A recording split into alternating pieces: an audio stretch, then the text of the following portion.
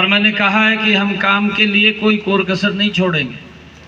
जाते ही हमारे यहाँ लाडवा की सबसे पहली जो मांग थी कि यहाँ पर लाडवा और कुरुक्षेत्र में बाईपास होना चाहिए, मैं तुरंत ही शर्त लेने के बाद आदरणीय गडकरी जी को जब जाकर के मिला तो मैंने पेहवा से लेकर के कुरुक्षेत्र बाईपास, लाडवा बाईपास और सीधा यमुनानगर को जोड़ने वाला 4 लाइनिंग रोड, ये जल्दी ही इसके ऊपर काम चालू हो जाएगा। सड़कों का कितना जाल बछाया है, पिछले 10 वर्षों में बछाया है। देश को नजदीक लाने का एक्चुअल में अगर काम हुआ है तो ये भारतीय जनता पार्टी नरेंद्र मोदी की सरकार ने किया है भाइयों। नहीं तो यात्रा तो लेकर के चल देते हैं, कहा देश को जोड़ने की बात करते हैं, परंतु अंदर कुछ और है। अंदर देश को तोड़ने वाली बातें करते हैं।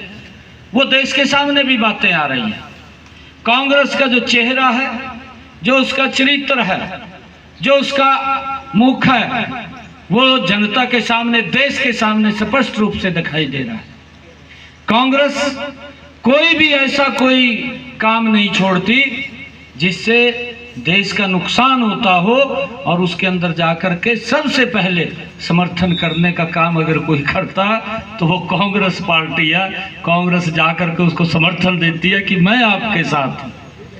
आप अगर इसके अंदर भी देखेंगे, मुझे बड़ा दुर्भाग्यपूर्ण ये बात है और बड़े दुख के साथ मुझे कहना पड़ रहा है। एक ही राज्य था, सरदार वल्लभ भाई पटेल ने 566 रियासतों को एकजुट करने का काम किया। एक ही रियासत इनके सुपुर्द की थी, जवाहरलाल नेहरू को एक रियासत दी थी।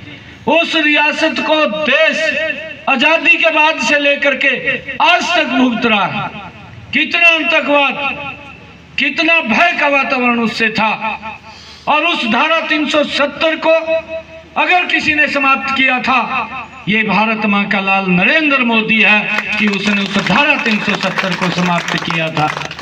परंतु कांग्रेस ने